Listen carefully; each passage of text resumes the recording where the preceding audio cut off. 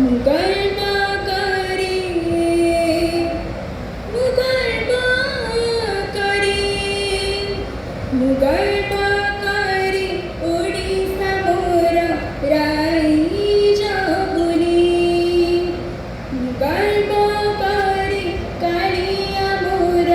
देवता बुली मुगर्मा करी चिलिका पाई मुगर्मा करी कोणार्क पाई मुगर्मा करी भाषा मोर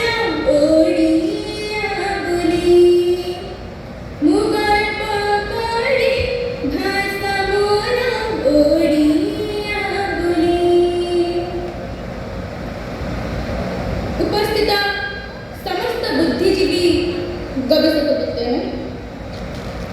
छात्र छात्री तथा मोर देवतुल्य गुरुजन मानू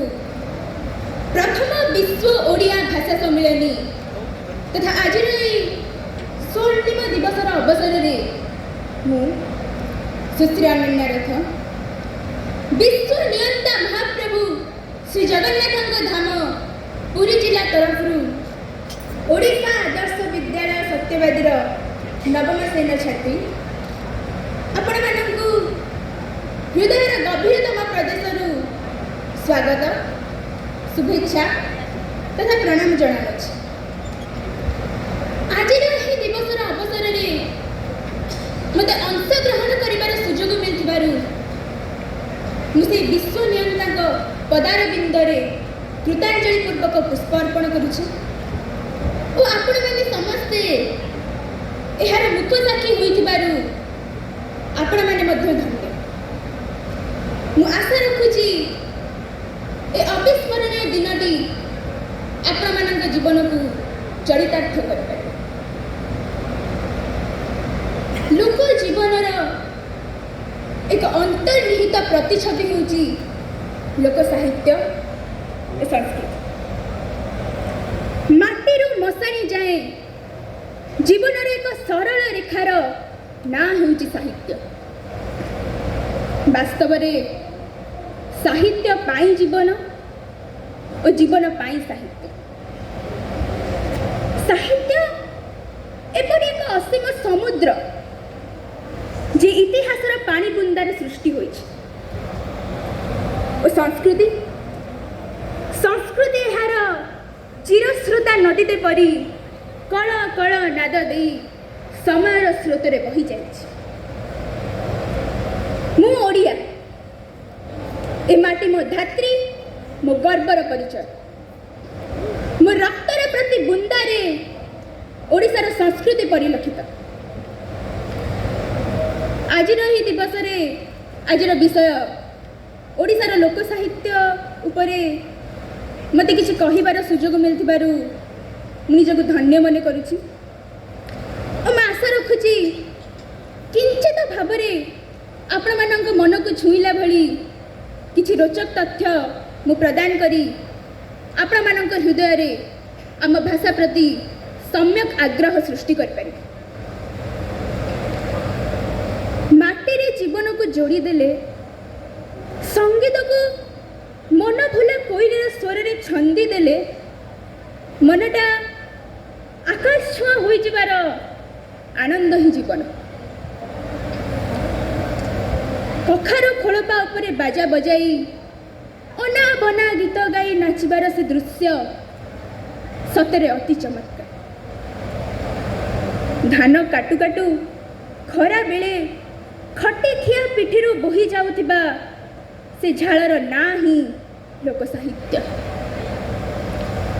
लोक नाच लोक गीत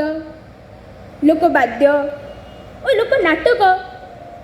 ए सबू यार गोटे संस्कृति और आम जीवनर अंश विशेष। साहित्य केबे जीवन ठारू अलग हुए नहीं सर्वदा जीवन सहित मारी चले से अमड़ा बाटे हो कि पुष्पिता पठे हो एक दिग हरा पक्षीटे परी सर्वदा उड़ी लोक कलारे एहार कलेबर अतिरंजित लोक साहित्य जार इतिहास को फर्दरे बंधा जावाई मिलेनि यार उत्पत्तिर ना ठिकणा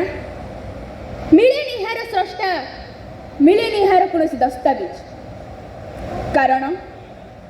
लोक सहित अर्थात माटीर मनीष सहित जुग पर जुग लोकंक मुखरे लोकंक चालीचलन लोकंक गतिविधि सह गति कर चलती ए लोक साहित्य मौखिक साहित्यर मुकुट पिंधिथिबा एही लोक साहित्य लिखित साहित्यर जननी कहिले अत्युक्ति हेब ना लोक साहित्य और लोक संस्कृतिर भाव पृष्ठरे लोक जीवन ही आधारित एहार काया लोक जीवन लोक कला लोक चालीचलन अंतर्भुक्त लोकगीत नाच वाद्य नाटक ए सबको यह कबलित कर गवेषक विलियम जॉन थॉम्स को द्वारा 1846 ख्रीष्टाब्द परिकल्पित फोकलोर शब्दर अर्थ सतर अति व्यापक पल्ली ठारू आरंभ कर प्रगतिशील समाज जाए यार अस्तित्व सदाबेले विराजित एइथिपाई विशिष्ट लोक साहित्य गवेषक तथा ओडिशार लोककथा पुस्तकर रचयिता लोकरत्न डॉक्टर कुंज बिहारी दास कहिथिले जे साहित्य को महान महान विद्वान